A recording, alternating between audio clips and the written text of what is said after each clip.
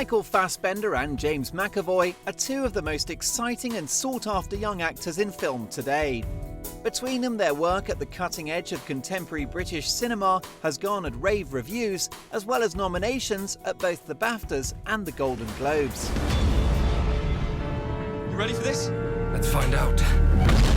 But despite both appearing in the TV serial Band of Brothers, it's a Hollywood blockbuster that gives them the opportunity to work together for the first time on the big screen. Listen to me very carefully, my friend. Killing will not bring you peace. Peace was never an option. On the eve of the film's release, McAvoy and Fassbender met to discuss their collaboration on X-Men First Class. Name's Xavier. Charles Xavier, how do you do? Cheers.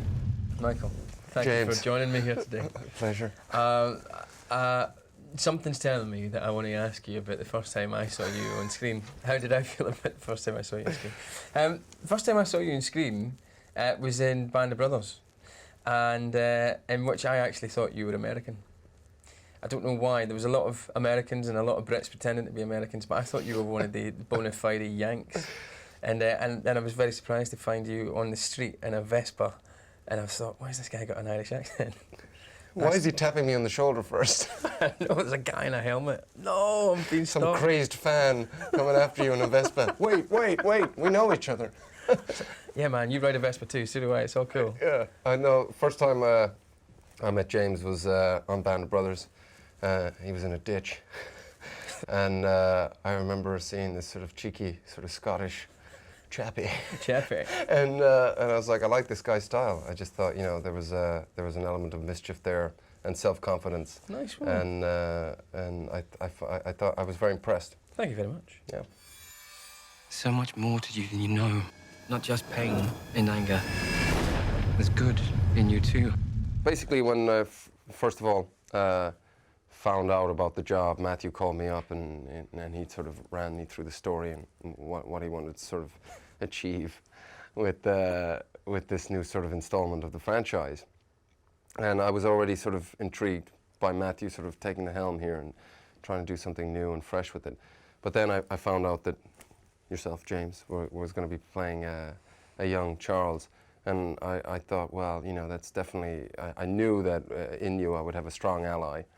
And also an actor that I felt was pretty much cut of the same sort of cloth as myself in terms of a very practical person, thoughtful, sensitive in terms of approaching the work, and also with a sense of humour. So it was definitely a big draw for me. We have it in us to be the better men.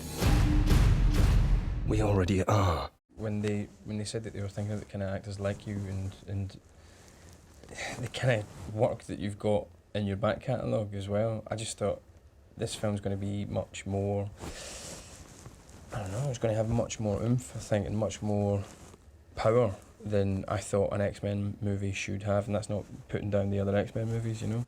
But like you say, just somebody that treats it sensitively, has a sense of humour, but can also really, really deliver on the emotional stuff as well. And like you say, I felt like I might have a possible ally. I'm not doing this. All right, Casty, look, if you're not feeling comfortable with this, we're not... What?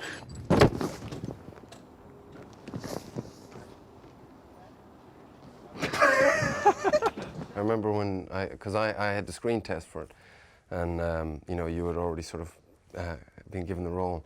And I remember the phrase which sort of rang through my head for months on end was you going, well, you know, at the very least we're going to have fun.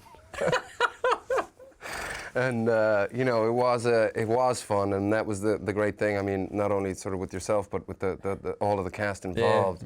Yeah. You know, if there was sort of a fracturing within the sort of acting group, it would have been very, very difficult. But the great thing was, I think, you know, very sort of strong friendships were built, and there was a lot of support from that whole sort of, you know, creative camp.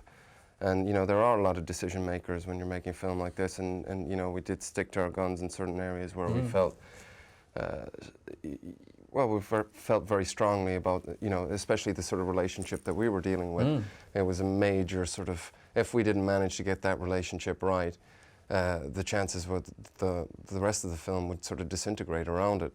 And that idea of you know, you must remember, like, how many times we sat down with Matthew, with Jane, just to sort of try and make sense of that relationship and try and make a relationship that was real and plausible, and that would essentially, hopefully, if we got it right, leave the audience feeling very despondent in the fact that these two people and these two characters couldn't manage to sort of, well, more so from Eric's point of view, compromise and gel together, and together you would have felt that they would have been quite a formidable force. Tomorrow, mankind will know that mutants exist.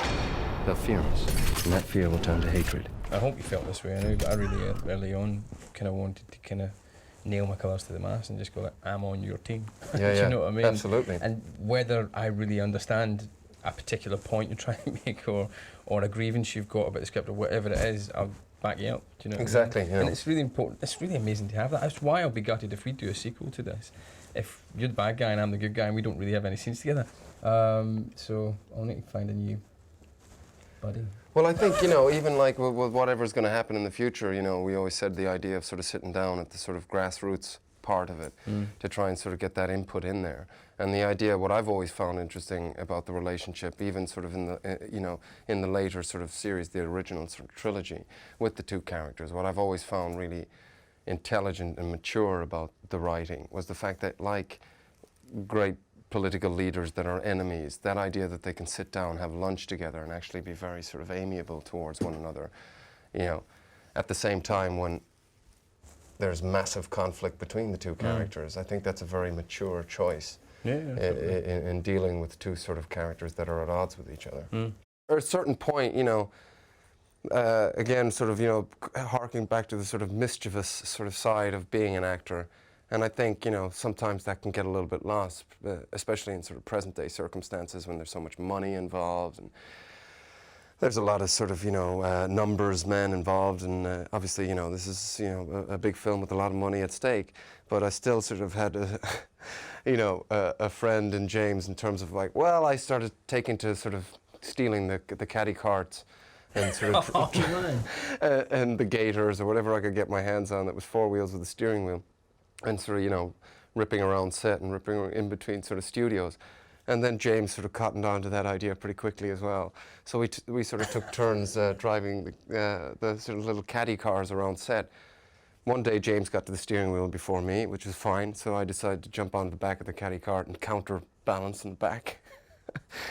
And we went screeching into the caravan village at the full 10 mile an hour that was allotted in those I think it might have been 12. I think it was restricted. I think it probably was at that point. They definitely restricted the engines after this incident. But restricted my access, I don't know. Yeah, well, James sort of came screeching into the caravan village and slap bang into the back of a Lexus.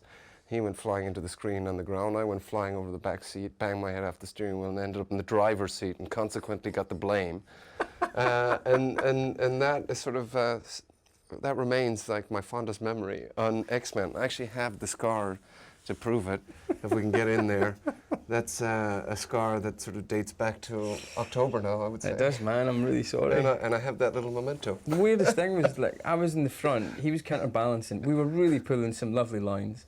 And I remember you saying at the time, you thought, wow, man, this guy is just... like, he's good. He's really, this really guy's good.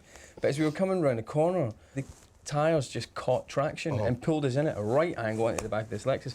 Like I said, I hit my head off the screen, and I flew about 10 feet. Yeah, you did. I got up immediately, looked up at the caddy car, and Michael was sitting in the driver's seat. I was really worried about you. And you just started laughing, like maniacally, just full of life. And I thought, Jesus, I think he might be slightly cracked. And then all the assembled crew were standing there, kind of shaking their heads and going, you guys are so bad, and blaming him. And then you ran away. I ran away. I just like, sort of put like in a real sort of... I'm not even exaggerating, but it was a... It was a real Charlie Chaplin moment. It was. But, that's the, getting back to it, I was like, God, this guy's really good, fine, precise driving. I actually just realized you're crazy. And that was interesting. That helped us know what we were in. Exactly, what it was all about. You don't want to be against the world. You want to be a part of it. What is an audience going to like? What do you think an audience is going to I don't know. I never really know how to answer that question. I know that personally when I went to see it, what really impressed me about it, and and full credit to Matthew for that, is the idea that there's elements in the script which are sinister, there's elements that are very sort of serious and somber moments, and yet at the same time the characters send themselves up, and there's a kitsch element to it which I find fun, and Matthew manages to do that in a lot of his films.